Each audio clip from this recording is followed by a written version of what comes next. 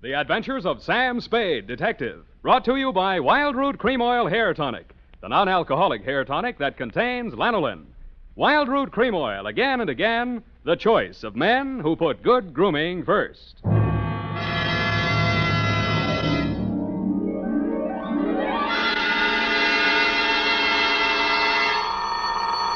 Sam Spade Detective Agency. Me, sweetheart. Sam, how did it go? It was the end, Effie, but the end. Oh, Sam, not another one of those society things. Depends on what you mean by society. Well, you know, Sam, cafe society. Cocktails for two, hands across the table, making another old-fashioned, please. Let's not lose our head, Effie.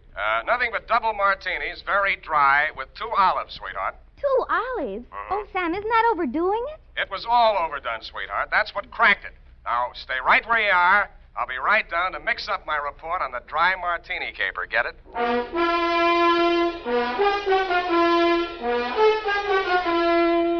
Dashiell Hammett, America's leading detective fiction writer and creator of Sam Spade, the hard-boiled private eye, and William Spear, radio's outstanding producer-director of mystery and crime drama, join their talents to make your hair stand on end with the adventures of Sam Spade.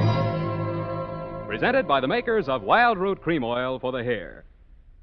August is always a great vacation month, and for those of you planning to take your vacation soon, let me suggest that when you're packing, be sure you include a bottle and a handy tube of Wild Root Cream Oil Hair Tonic. For no matter where you go, you can always depend on Wild Root Cream Oil to groom your hair neatly and naturally, relieve dryness, and remove loose dandruff. Yes, you can take it with you on your vacation, and you should. Wild Root Cream Oil Hair Tonic. Again and again, the choice of men who put good grooming first. And now, with Howard Duff starring as Spade, Wild Root brings to the air the greatest private detective of them all in The Adventures of Sam Spade.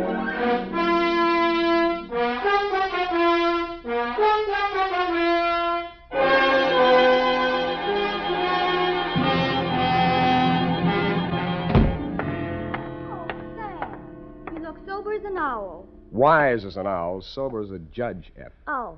Well, the way you talked on the phone, I thought you drowned the shamrock, kissed the Black Betty, spliced the main brace, decorated the mahogany, made a Dutch bargain, or, in a word, gone to give a Chinaman a music lesson. Effie, I wish you'd spend more time with Harper's Bazaar while I'm gone and less with the thesaurus of slang. Didn't know I could say that. Are you sober? Well, I've been riding the choo-choo, drinking Adam's ale. And if you don't believe it, just ask me to walk a chalk. Okay, heelsy-toesy, arms akimbo, eyes glazed. Yes, Sam. Now then, tip of the forefinger to the tip of the nose. Oh, Sam, it makes me dizzy. Dizzy Gillespie? Dizzy go... Oh, Sam. Exactly. And you are not sewn up, shagged, shellacked, shickered, stuccoed, tap-shackled, stiffo, or real crazy. Well, you know best, Sam. Good. Now try this one. Yes, Prez. Sitting posture, limbs cruciform. What? Cheesecake style. Oh, Sam. That's it. Now place the notebook. Just a little higher. Good. Now apply the tip of the pencil to the top of the fool's cap and proceed viz. Viz. Date. August 1st, 1948. To Mrs. Netta Martini, 1000 Marina Boulevard, San Francisco. From Samuel Spade, license number 127596. Subject, Dear Netta. The first I knew of the caper was day before yesterday morning when I saw your husband's picture in the paper. It was one of those lovingly retouched executive-type photographs of a man in his late 40s or early 50s, graying at the temples and wearing an embalmed man of distinction look. The story was headlined, Corporation Head Waylaid by Mysterious Assailant. Chauffeur foils would-be kidnappers at offices of Martini Trading Company. The item under it wasn't as thrilling as the headline. Sounded as if he'd been knocked down for his wallet and the attempted kidnapping had been dreamed up by a bored city news reporter. I tossed it into the wastebasket along with my morning mail and went back to the Police Gazette. On page 3, the phone rang. Unique Garage, Harry speaking. Mr. Spade? One moment. Who's calling? Gordon Martini. Not Gordon Martini, the corporation head, waylaid by mysterious assailant. Chairman of the board, and there's nothing mysterious about it. Then what are you doing on this phone? I can't talk on the phone. Where are you? In a hospital? I left that pest house this morning. I'm at my residence, 1000 Marina Boulevard. Mm-hmm. It will take you exactly 20 minutes by cab. You will meet me in front of the building, and we'll have our conference in my car en route to the office. Where's your office? Downtown Post Street. Oh, why don't I meet you there? I'm a busy man. Have a full calendar. I'm already late due to all that hospital red tape. But I can fit you into my schedule if you'll hurry. Now, look alive, man. Well, it's a little early in the morning, but I'm trying hard. Good. What will you want for a retainer? I'll let you know if I decide to take the job. Fair enough. 20 minutes. I'll expect you. I should have looked more alive. It took me 2 minutes to get out of the street, 1 minute to flag down a cab, and 18 minutes to reach your address, Netta. A total of 21 minutes. As my taxi drew up to the curb in front of the canopied entrance to the corner apartment house at 1000 Marina, I saw your husband pacing indignantly up and down in front of the entrance, pausing only to glare at the outsized chronometer on his left wrist. His gray Homburg was perched atop an outsized turban of gauze bandage that decorated his head. You're Spade. You're exactly 1 minute and 22 seconds late. Hours are made of minutes, minutes are made of seconds. In killing this seemingly negligible interval of time, you have wounded an hour. Oh, I have? Well, I'm sorry. The traffic's pretty heavy out here this hour of the morning, you know. You should have started a minute and 22 seconds earlier. I'm sorry. There was a bore on the telephone, kept talking about how valuable his time was. Well, don't apologize. Only waste more time. Now, here's your check, $100. My car's just around the corner. I paid that chauffeur a large salary. We mustn't keep him waiting. In the meantime, you may as well start earning your fee. I've been earning it for the past 22 minutes and 22 seconds. Wait.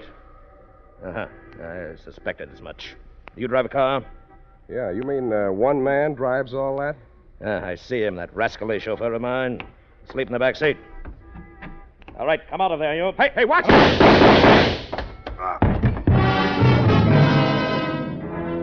I was behind him and a little to the right. The shock of the rapid-fire 30-caliber slugs lifted him off his feet and knocked him against me. I went down under his 300 pounds of dead weight.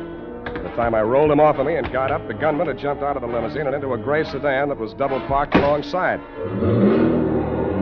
In the welter of traffic on the boulevard, I didn't dare risk throwing a shot after him, but I did get the first 3 numbers of the license plate before it buried itself in the heavy stream of AM commuters. That's when the air changed from exhaust fumes to something out of a Persian garden. I turned and looked for the first time into your Nile green eyes, Netta, and saw you twisting a handkerchief in your pale hands I might have loved beside the Shalimar, but on Marina Boulevard they looked like hysterics dead ahead. Who did it? You saw him. Don't lie to me. Why don't they come? Where's the ambulance? Why are all those people standing around there staring at me? Make them go away. Calm down. Make them go away. I Take can't it. stand it. Stop it, will you? That's better. Now, come on over here. Who are you, his wife? Yes, and it was all my fault. This is the end. I called Ernie out the window and asked him to come upstairs. I wanted him to return some lingerie. They sent the wrong color, peach. Yeah. Who's Ernie? He's our chauffeur. I was looking for the exchange slip when we heard the shots. Is he dead this time? Yeah, don't go to pieces. Poor Gordon, he had so many enemies. He didn't drink well, you know. People dropped us like flies. Well, they certainly dropped your husband. Are you a policeman? No, but I'll do until the real thing comes along, which is right now. If I were you, lady, I'd go back upstairs and relax. They'll get to you soon enough. Yes, I suppose you're right. Poor Gordon, he looks so natural stretched out on the pavement. Yeah. I keep thinking he'll get up and stagger on into the elevator. He didn't drink at all well. Go on, will you? All right, I'm going. Oh, Ernie, where did you go? Down at the garage. I heard a car driving. Poor Mr. Martini. It's all my fault. No, Ernie, it's mine if I only hadn't mislaid that exchange slip. What? You know, when I called you out the window to come and get that package. Oh, that. What do we got here? Who's the witness? Me. Oh, Spade. Lost another client, huh? Not quite. I hadn't cashed the check yet. Well, they got him anyway. All right, clear a space in there. Let him through with that stretcher. Step over here out of the crowd, Sam. I want to get that statement. Yeah. Okay, Gary, take it down. Got a pencil? Yeah, and I want it back. Let's have it. This guy is Gordon Martini. He headed up a local firm, the Martini Trading Company. Yeah. Last night he was working late at his office. Got boinged. All right. Phoned me this morning. Didn't know why. Thought maybe he wanted a bodyguard. Anyway, he needed one. Mm-hmm. Gunman was crouched in the back seat of the limousine, shoved the carbine out when Martini opened the door. Carbine, huh? Didn't get a good look at him. You could see why, the way it's closed in. No side windows. Foreign car, isn't it? Stop drooling. You can't afford one. You getting all this? What about the getaway? Martini fell on top of me. I saw the getaway car on the back of his head. Yeah. The car was a gray sedan. The back of his head was a standard make, too. Only got the first 3 digits of license plate, 5D9. 5D9. Anything else? Yeah, give me back my pencil. The homicide boys want some help. They know my fee. Mr. Spade. This is Martini. Why aren't you and Ernie upstairs getting your alibis shaped up? Oh, please, I can't face the questions just yet. Would it be legal if I just avoided them till I can collect myself? I don't know about legal, but it might be smart. Where can we talk? What do you suggest? Well, there's a little cocktail lounge up on Lombard where Ernie and I all... it's just around the corner. Very handy. Let's go.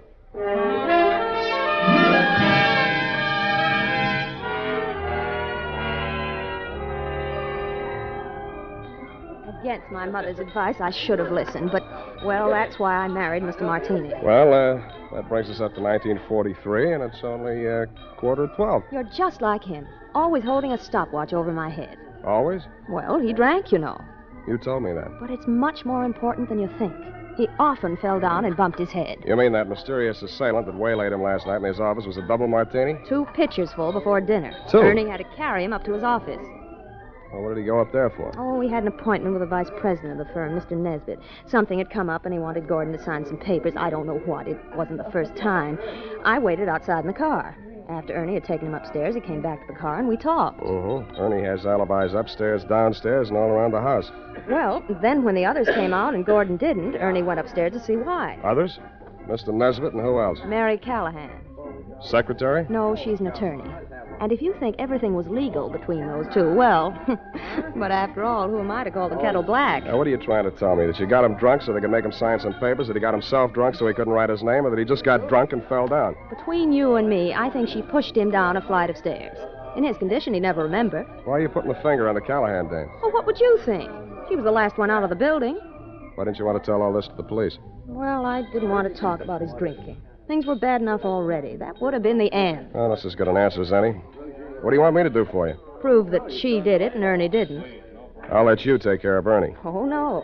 I don't want to alibi him unless I have to. He might get the wrong idea. You mean I've got the wrong idea? He might think it meant I still care for him, and I don't. I can't stand him anymore. The way he chews those toothpicks. And besides, if his alibi is too good, I might have trouble about that carbine in the back seat of my car. Pardon me. It sounded as if you said you might have trouble about a carbine in the back seat of your car. That's what I said. Where is your car? In the garage. But somebody had it out this morning. They scraped the fender coming back in, and they ran into the wall. They must have been in an awful hurry. Tell me, this car of yours, it wouldn't be a gray sedan? Yes. License number? Oh, wait a minute. It's on my key ring. Here, 5D90... That's enough. Why didn't you tell me this before? Well, I couldn't get up the nerve. After I heard you tell that policeman the gun that killed Gordon was a carbine, and the gray sedan and all that, well, it's the end. I hoped you were right, but I didn't think so. When I went to look at the gray sedan in your garage, I knew you were wrong, dead wrong. It was the getaway car, all right, and the carbine, as you know, was proven later to be the one that killed your husband. But Ernie had turned into a very poor suspect indeed. He was hugging the carpet between the front and rear seats, and when I nudged him, he didn't move. He'd been shot at closer range than Gordon Martini, and the killer had used only one slug. It was planted in the base of his brain, which made him not only a very poor suspect, but a very dead one.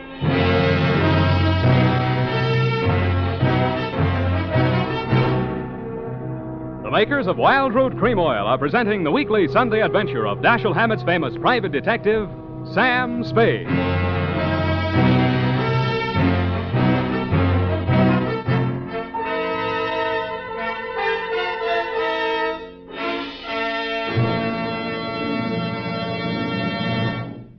If you want the well-groomed look that helps you get ahead socially and on the job, listen. Recently, thousands of people from coast to coast who bought Wild Root Cream Oil for the first time were asked, how does Wild Root Cream Oil compare with the hair tonic you previously used? Better than 4 out of 5 who replied said they preferred Wild Root Cream Oil. And no wonder. Wild Root Cream Oil grooms the hair neatly and naturally, relieves annoying dryness, and removes loose dandruff. What's more, non-alcoholic Wild Root Cream Oil is the only leading hair tonic that contains soothing lanolin. So ask for Wild Root Cream Oil Hair Tonic. Again and again, the choice of men who put good grooming first. By the way, smart girls use Wild Root Cream Oil, too. And mothers say it's grand for training children's hair.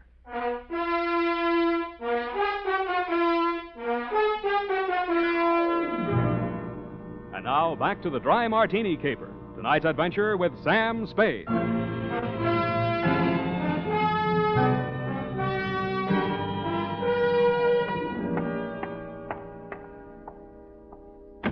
Martini Trading Company, good afternoon. I'm sorry, Mr. Nesbitt is in conference. I'll see that he gets your message. Well, what can I do for you? I would like to see Miss Callahan. Miss Callahan is in conference with Mr. Nesbitt. Good. I would like to see them both. But I have orders not to disturb them. You do not have to. I will. Just a minute. You can't go breaking in like that. Yes, and I'll tell you something else. He won't ever get away with it. Why, everyone in this town knows about your underworld connection. Why, you doddering old fool, when I get through with you, if you don't go to the gas chamber for Gordon Martini's murder, you'll wish you Oh, had. If I go to the gas chamber, it'll be for killing you, not Gordon. Oh, you said it. Oh, why didn't I have witnesses here? Miss Callahan? Did you hear that? You weren't talking loud enough. I didn't hear a thing. Well, come on in here, and I'll tell you a thing or two. Close that door.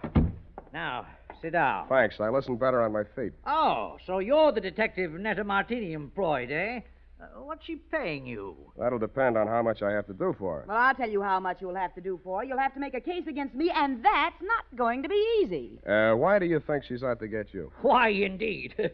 For years, this moth-eaten mouthpiece, this parboiled Portia, has been victimizing poor Gordon, taking advantage of his weakness for drink. Oh, Now that she's liquidated him, she appears with 55% of the common stock. Motive enough, eh? Why, you fraudulent old fool. I simply bought up his debts and threw an attachment on those stocks. Unethical, but perfectly legal. Look, Why, you're not even a proper thief. You're nothing but a bumbling old embezzler. Now, listen You had here. to tell because he was going to call in the auditors to look over those books of yours. The Dean of Double Entry, Mr. Spade. Look, will you save this for the courtroom scene? Now, you've convinced me. You're both crooked. I'll see that you both go up for something. That's a promise. Oh, Mr. Spade, I gave you credit for better sense. Do you know that this Medusa of the magistrate's court, this harpy of the Hall of Justice, What? tricked him into changing the beneficiary of his insurance the very night she pushed him down the stairs? And you were all in favor of it when you thought you held the controlling interest in the company. Answer that. You see, Mr. Spade, he can't answer that. Good. I'm glad one of you is temporarily lost for words. Now, I only want to know one thing, and I want a straight answer. And if either one of you starts off on another speech, I'm going to push you into the nearest cloakroom and lock you in together. Why, you wouldn't dare. Try me, sweetheart. Well, what do you want to know about this Amazon ambulance chaser, this Trilby of the traffic court? Watch it. Well, what do you want to know? About Martini's insurance policy. Now, you say he changed the beneficiary. Please answer in 10 words or less. Who was the beneficiary, and who is the beneficiary now? I'll have to answer that question in two parts. The beneficiary was his wife. He changed it to the Martini Trading Company, a corporation of the state of California. Thank you, and goodbye, Mary Callahan.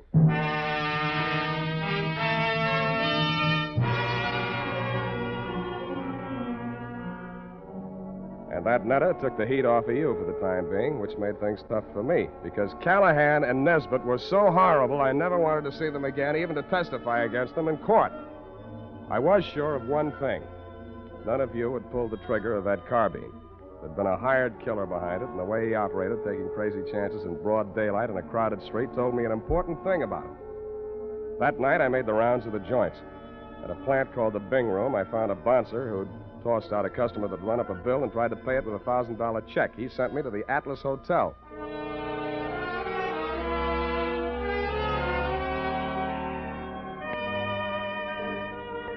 The Atlas Hotel is off of 3rd Street down near the railroad yards. Not even a flea bag. The fleas sickened and died a long time ago. They couldn't take it. And from the look of the guests sprawled out in the mission furniture of the lobby, they wouldn't be able to much longer. A half-dead room clerk came back to the land of the living long enough to mutter a room number and wave me feebly toward a flight of crummy stairs.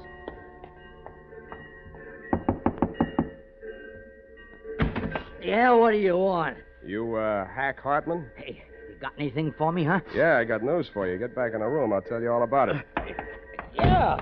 Well, come on in. Drop the shiv. Yeah, I'll drop it. I'll fix you. I'll cut you good. I'll cut you.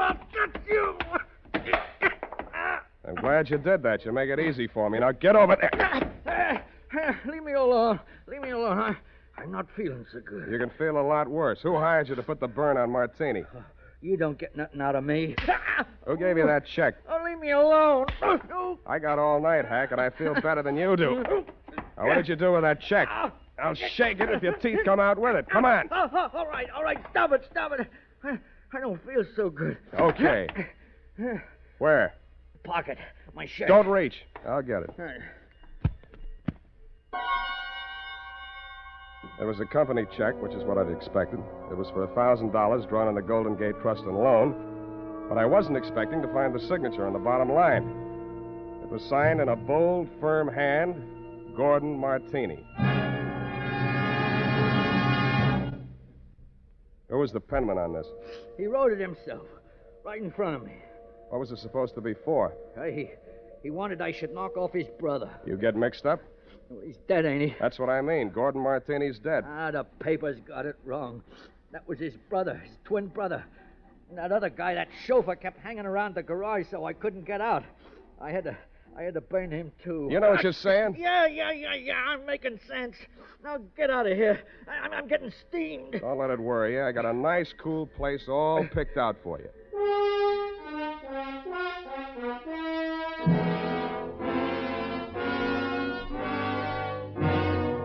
After I turned Hack over to the cops, I did what checking I could on my own at that time of night.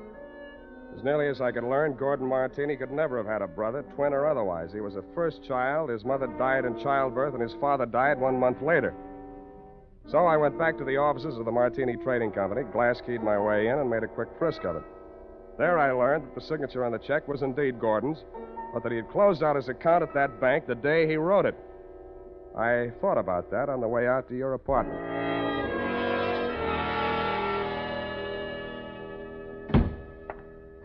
Sam, I've been calling and calling, trying to reach you. I've been so worried. It's the end. This time you might be right. Fix me a drink. Well, there's nothing in the house but those prepared martinis Gordon used to drink. Is that all right? No, but fix me one anyway. Never mind the ice. It's not morning yet, but I hate myself already. Why don't you just relax and let me get it for you? I'll relax. You get the martinis. What happened? What'd you think of Mary Callahan? Isn't she the end? She's cute. You're all cute. All of me? How nice. I put ice in anyway. It's nasty without. It's nasty anyway. I hope it doesn't make you fall down the way it did poor Gordon. Thanks. What? Well, what's the matter? Too dry? You open this bottle fresh? Why, yes. What's the matter? Where are they, the rest of the bottles? Oh, yeah. More of the same. Is this all your husband ever drank? Yes, gallons of it. It's a special brand. He even took it with him to bars and people's houses. He'd sit and drink them right out of the bottle like a little child. Then he'd be falling down drunk, of course. And that's how we lost so many friends. They dropped us like... Like flies. Yeah, it was the end. Who you phoning? City morgue. Maxie, Sam Spade. Sammy, what can I do on you? On Martini, Maxie, they got around to the autopsy yet? Yeah, they rushed him through. Got the report handy? Right in front of me. Funny thing, Sam. The doc said they should have saved themselves the trouble. He'd have been dead in a week or two without no help. What from? Brain tumor. Malignant, it says here. Any alcohol in him? None from drinking, Sammy. What about the head wounds? Accidental fall due to periodic fainting spells. Part of his condition. Thanks, Maxie. Well, what is it, Sam? Were the martinis poisoned? No, sweetheart. The martinis were colored water. Why, they couldn't. Well, what made him get so drunk? He didn't. He was sick. But, Sam, who killed him? He killed himself. But he couldn't have. He hired a gunman to do it. He planned his own murder. But that's... Well, why didn't he leave a note or something? He could have ruined us all. Come here, sweetheart. Put your little head on Uncle Sam's shoulder. Why, Sam... That's, just what he wanted you to do. He wanted to ruin you. He let Mary Callahan fleece him out of his interest in the company. He let Nesbitt juggle the books. He let you go your way with Ernie. He let all three of you fix yourselves up with as nice a set of motives for murder as a jury could ask for. Oh, he couldn't have... The real joker was the check he used to pay off the man he hired to kill him. It bounced. It also proved he'd planned his own murder. But he still has his revenge. Because the insurance that would have kept the corporation from going broke won't be paid off on account of the self-liquidating cause. Oh, Sam, darling, what's going to become of us all? Well, Callahan and Nesbitt will probably sue each other to death. You might have to go to work and earn a living. Well, I have $500. I might invest it in something. You already have. Here's my bill. But, Sam, you didn't help me. What? This is the end. No, it isn't, sweetheart. This is the beginning. Come here.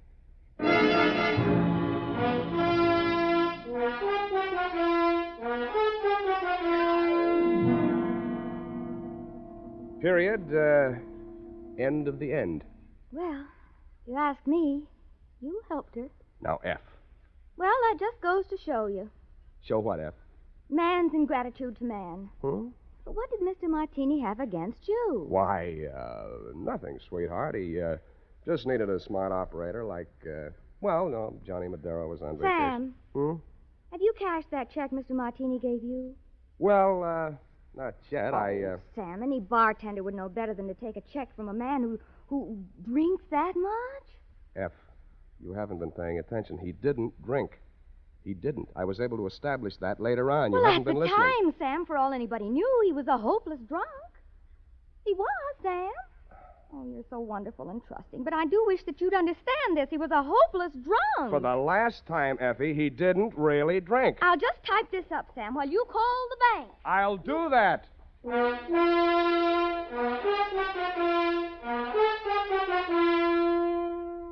A final reminder, friends. Whether you're going on a long vacation trip or just a weekend to the beach, be sure you've got a bottle and tube of Wild Root Cream Oil tucked away in your suitcase. Do this, and you'll find it's easy and quick to spruce up again after stepping out of the water or off the tennis court. For no matter where or when you use it, Wild Root Cream Oil grooms your hair neatly and naturally, relieves dryness, removes loose dandruff. So at home and away from home, help yourself to handsome hair with Wild Root Cream Oil. And next time you have a chance, ask your barber for a professional application of Wild Root Cream Oil Hair Tonic. Again and again, the choice of men who put good grooming first.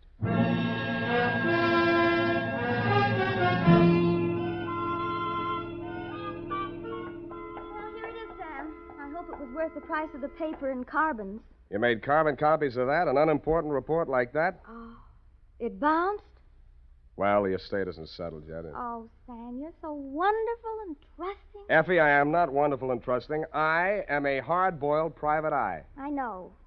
Just a pity there's no money in it. And I'm also two-fisted. Sam, Hmm? have you ever thought of ceramics? Of what? Ceramics. It takes virtually no capital. All you need is a small furnace and some clay. And if you don't have any talent, you can just make ashtrays. Thanks, I already have one. Oh, flower pots are fun. You can pot them on a wheel. And you can pot your hat on and wheel on out of here and also take your furnace and clay. Oh, I love you when you're so gay and carefree. I am not gay and carefree. You are a hard-boiled private eye. Good night, Sam. Good night, and sue me for your back salary, sweetheart.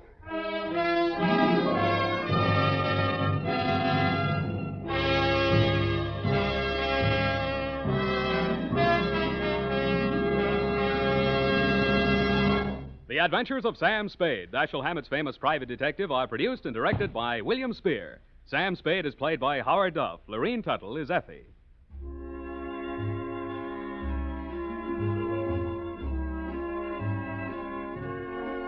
The Adventures of Sam Spade are written for radio by Bob Tallman and Gil Dowd, with musical direction by Lud Gluskin. Gil Dowd directed tonight's broadcast in William Spear's absence. Join us again next Sunday for another adventure with Sam Spade, brought to you by Wild Root Cream Oil. Again and again, the choice of men who put good grooming first. This is Dick Joy reminding you to get Wild Root Cream Oil, Charlie. It keeps your hair in trim. You see, it's non-alcoholic, Charlie. It's made with soothing lanolin. You better get Wild Root Cream Oil, Charlie. Start using it today. You'll find that you will have a tough time, Charlie, keeping all the gals away. Hiya, Baldy. Get Wild Root right away. This is CBS, the Columbia Broadcasting System.